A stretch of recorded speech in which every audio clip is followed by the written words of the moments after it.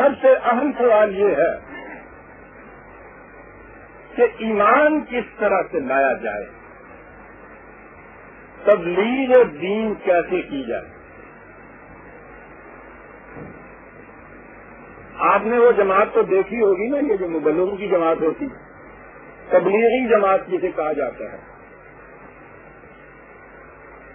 جو اسلام کی تبلیغ کرتے ہیں، لوگوں کو دعوت دیتے ہیں کہ وہ ایمان لائیں۔ دیکھا تو ہوگا آپ نے ان کو۔ میں نے عرض کیا ہے نا کہ میں کسی جماعت، کسی پارٹی، کسی فرقے پہ تنقید نہیں کیا کرتا۔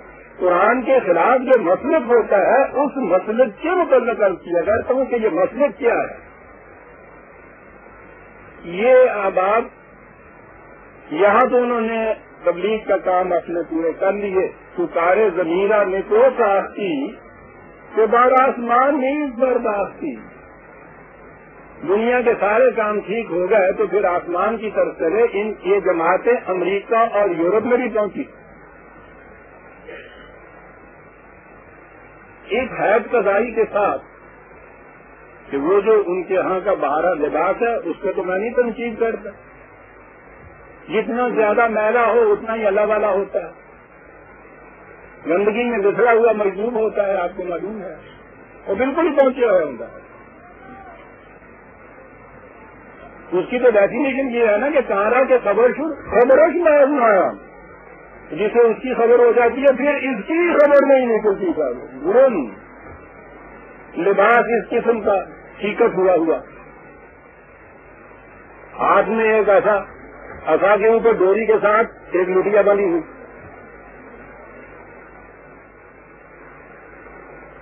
لمبی لمبی جیبوں والی وہ ابا، ایک طرف یہ سوکھی ہوئی مین سوپ کی مسواک، روز اسی سے جو کرتے ہیں، دوسری طرف استنجے کے لیے ڈھیلے، کمر کے اوپر اتنا سا بستر لکھتا ہوا، کوئی انگریزی نہیں جانتا، ولایت جا رہے ہیں تبلیغ کرنے کے لیے، ایک انٹرپریٹر صاحب ہاتھ رکھا ہوا ہے کہ وہ کچھ بات کرے گا۔ تبلیغ دین، آپ کو پتا ہے کہ قرآن پھر کیا کہتا ہے کہ ایمان لانے کے لیے کن چیزوں کی ضرورت ہے، دعوت دو تو کس راستے سے دعوت دو، بڑی اور طلب چیز میں۔ پھر وہی 45/6 عزیزان مان دیکھ لیجیے، بڑی یہاں میں تو عزیزان مان جب دیکھتا ہوں ان آیات کو تو میں تو پوچھیے نہیں، روح سے کب کبھی تاری ہو جاتی ہے کہ یا اللہ تیرے دین نے کیا دیا تھا، ہم کس مقام پہ کھڑے ہیں تیرا، اس قرآن کی موجودگی میں روز پڑھتے ہیں اس قرآن کو۔ اور چھڑاوا وہ ہے کہ جو پلیٹوں نے دیا تھا اور مختلف رنگ ہمارے ہاں، اس میں شریعت بھی، طریقت بھی، معرفت بھی، تصوف بھی، سارا اس کے اندر آیا ہوا ہے۔ سنیے قرآن کیا طریق بتاتا ہے ایمان لانے کا، ایمان کی دعوت دینے کا۔ وہ اوپر سے گناتا چلا آ رہا ہے نا، تخلیق ارض و سما، سارے زندگی جتنی زندہ چیزیں کائنات میں پھر رہی ہیں، وہ اختلاف لیل و نہار، آسمان سے برسنے والا بادل، تصریف ریاح، یہ تمام چیزیں ان کا آیات اللہ نتلوہا علیک بالحق، یہ ہے آیات اللہ جنہیں تیرے سامنے یہ رسول حق کے ساتھ پیش کیا جا رہا ہے، تمہیں یہ دیا جا رہا ہے۔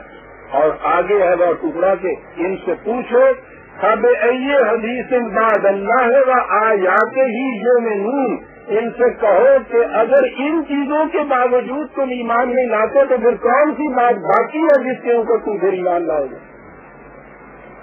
یعنی اس کے بعد کوئی اور چیز ہے ہی نہیں۔ جو اس طریق سے ایمان نہیں لاتا اسے کہا گیا کہ پھر کون سی چیز باقی ہے جو تمہارے سامنے پیش کی جائے تو تم ایمان لے آؤ۔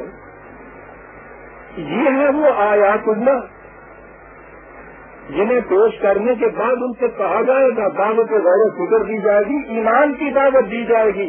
یہ چیزیں پیش کرنے کے بعد اور اس نے کہا کہ جو ان کے پیش کرنے کے بعد بھی ایمان نہیں لاتا خدا کی خالقیت اور ذاتیت اور ربوبیت کے اوپر، قانون مکافات عمل کے اوپر، سمجھ لو کہ وہ پھر کسی چیز سے بھی ایمان نہیں لا سکتا۔ آخری حجت ہے، آخری دلیل ہے۔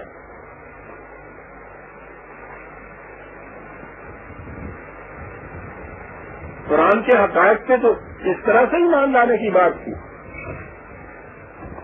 سنیے اس کی تفسیر میں وہ کیا کہتے ہیں۔ 21/30 21/30 دعوت آپ دے رہے ہیں اسلام کی، ایمان کی، کفار کو۔ ایک دعوت آپ دیتے ہیں، ایک دعوت قرآن دیتا ہے۔ سنیے وہ دعوت کیا دیتا ہے۔ اوازن یرلذین کفروا،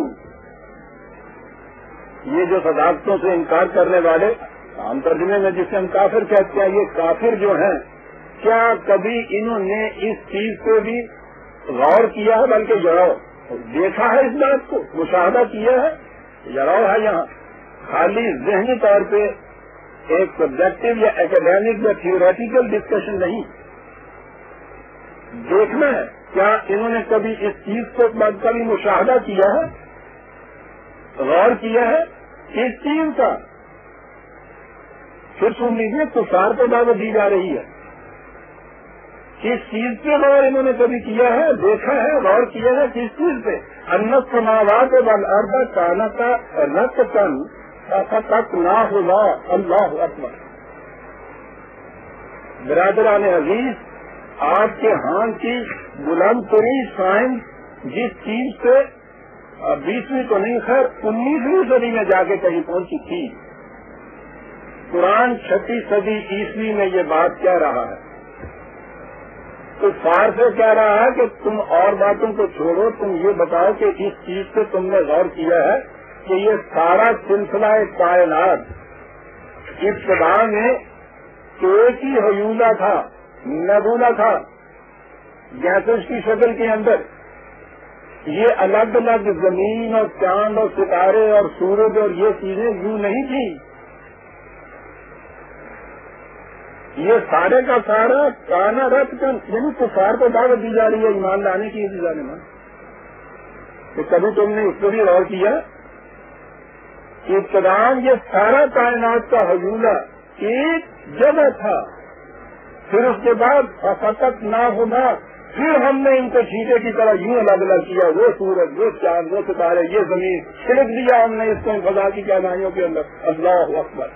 آج 19ویں صدی میں اس کی ابتدا ہوئی تھی، عزیزان نے اس ڈسکوری کی کہ یہ ساری کائنات کا ابتدائی حلولہ جسے نبلا کہا جاتا ہے، وہ ایک چیز کی قرآن نے دوسری جگہ دخان کہا ہے اس کو، گیسز کی شکل کے اندر، قرآن کہتا ہے یہ 6 صدی اسی میں کہتا ہے نبلا کے کارن سے تھی، گیس کی شکل کے اندر تھی، یہ الگ الگ چیزیں نہیں تھی۔ پھر اس کو ہم نے وہاں دوسری جگہ ہے دہا، یوں یہ اس ایوبے سے تیزی سے چھٹ کے یوں گئے جیسے گوٹیے میں سے پتھر کو پھینکا جاتا۔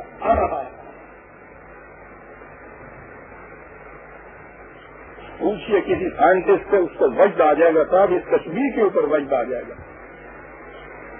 وہ گوٹھیے کو تیزی سے گھمایا جاتا ہے، تیزی سے گردش، حیولہ ساکن نہیں تھا، وہ خود گردش کر رہا تھا، اس گردش کے اندر سے وہ گوٹھیے کی ایک ذرا سی اسٹرنگ جو ہوتی ہے اس کو ذرا سا ڈھیلا کیا جاتا ہے، تو اس کے اندر کا پتھر جو ہے اس کو باہر سے کوئی اور چیز نہیں ہوتی جو اس کو مومنٹم دیتی ہے، وہ جو گردش ہوتی ہے اس میں سے جو وہ نکلتا ہے تو اپنے مومنٹم سے آگ چلا جاتا ہے دور، اور اسی طرح سے گھومنا شروع کر دیتا ہے۔ قرآن یہ کہتا ہے عزیزان ایمان، او کفار، اور تمہیں ہم ایمان کی دعوت دیتے ہیں، کبھی اس میں بھی تم نے غور کیا؟ اولم یرلذین کفروا ان السماوات والارض کانتا رتقا ففتقناہما، کبھی اس پہ تم نے غور کیا ہے؟ اور اس کے بعد کہا کہ ٹھیک ہے، یہ تو کرے بن گئے، زمین بھی تمہاری بن گئی، کوئی ذی حیات تو یہاں تھا نہیں، زندگی کی